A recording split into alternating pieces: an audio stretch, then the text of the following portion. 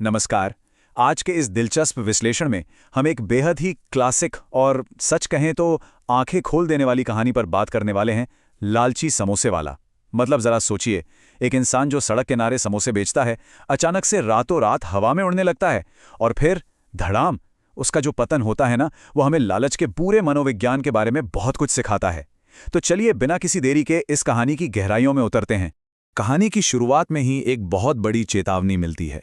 भोलू की पत्नी मालती कहती है, ये सट्टेबाजी हराम की कमाई है।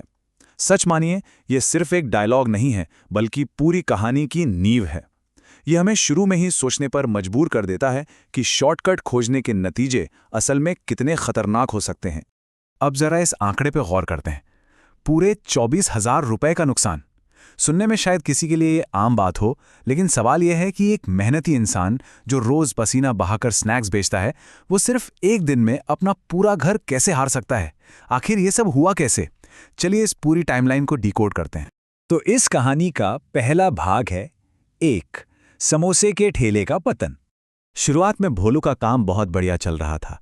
उसकी रोज की कमाई लगभग 500 रुपए हुआ करती थी। लेकिन फिर उसका ध्यान भटकने लगा। फोन की लत कहिए या कुछ और, कमाई गिरकर 350 रुपए हो गई। बल्कि यूं कहें कि जब काम में बिल्कुल ही मन नहीं लगा तो ये आंकड़ा सीधा 200 रुपए पर आ गिरा। मतलब ये एकदम साफ दिखाता है कि जब इंसान का फोकस हटता है ना, तो आमदनी कैसे धड़ाम से नीचे गिरती है। यहां पर हमें दो बिल्कुल अलग मानसिकताएं देखने को मिलती हैं। एक तरफ मालती है, वो पक्के इरादे वाली जमीन से जुड़ी महिला है जो खौलते तेल और गरम चूल्हे के पास खड़ी होकर मेहनत कर रही है और गिरती आमदनी से परेशान है। और दूसरी तरफ भोलू, जो हमेशा फोन में घुसा रहता है, शॉर्टकट खोज रहा है और उसे अपने आलू वाले नाम से भी सख्त नफरत होने लगी है। ये अंतर साफ बता रहा था कि भोलू असलियत से कोसों दूर जा चुका था।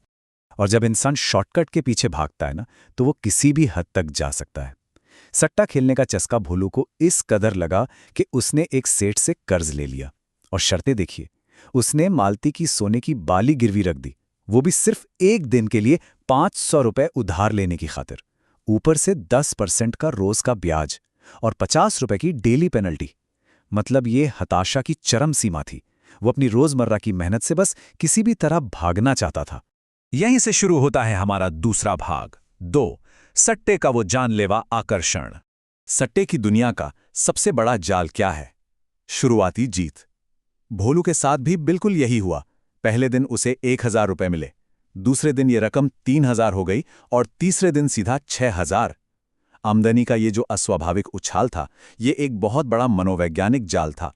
इन पैसों ने उसे इतना अंधा कर दिया कि मालती का जो डर था, वो अब सच में बदलने लगा था। सबसे हैरानी की बात तो ये है कि भोलू इसे जुआ मानता ही नहीं था। उसके दिमाग में ये बुद्धि का खेल था, एक ऐसा कॉम्प्लेक्स गेम जहां सिर्फ स्मार्ट लोग ही जीतते हैं।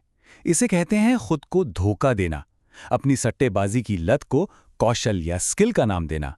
यही वो सबसे बड़ा भ्रम था जिसने उसके पतन की इबारत लिख दी थी। उसका ये बयान देखें, मैं सट्टा लगाने के लिए अपने दिमाग का इस्तेमाल करता हूं।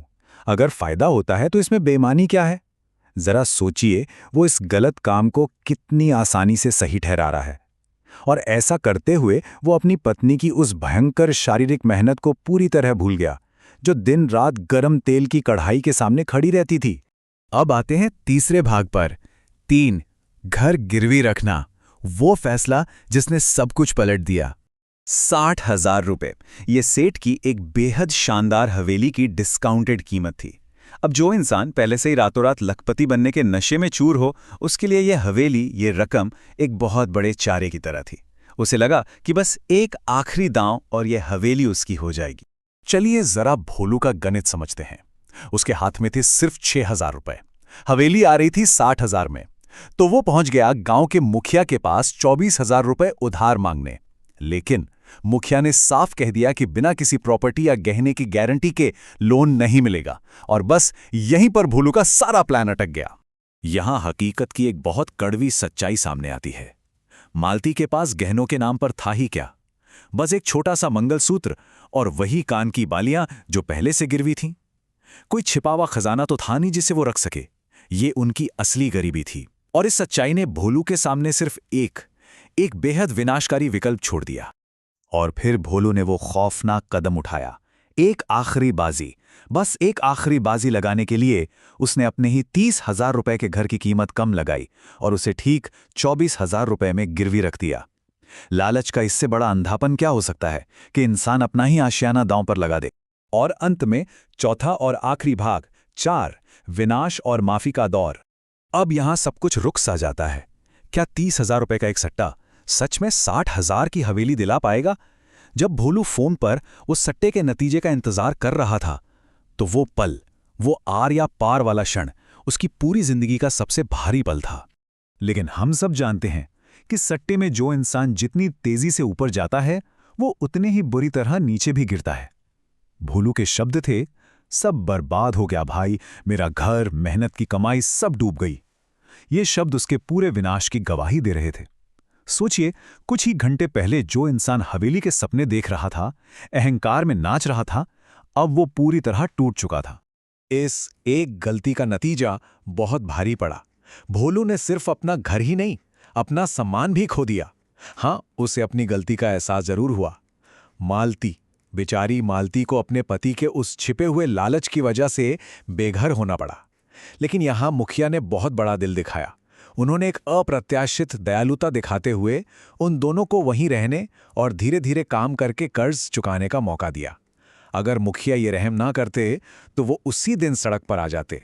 इस पूरी कहानी का जो सबसे बड़ा सबक है वो यही निकल कर आता है। भोलू भगवान राम की कसम खाता है कि वो जिंदगी में फिर कभी जुए की तरफ मुड़कर नहीं देखेगा।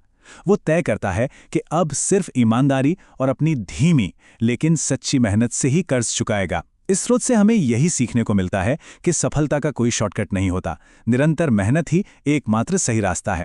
इस विश्लेषण के अंत में एक बहुत ही गहरा सवाल छोड़कर जाना चाहेंगे। भोलू को तो खैर दूसरा मौका मिल गया, लेकिन असल दुनिया में ऐसा कितनी बार होता है कि कोई सट्टा सच में रंग लाए या आपको दूसरी जिंदगी मिले? ये कहानी रातों रात अमीर बनने के उस खोखले सपने और उसके पीछे छिपे खौफनाक जोखिमों पर सोचने को मजबूर कर देती है। हमें उम्मीद है कि इस कथा की गहराई ने हम सबको जरूर कुछ नया सोचने पर मजबूर किया होगा।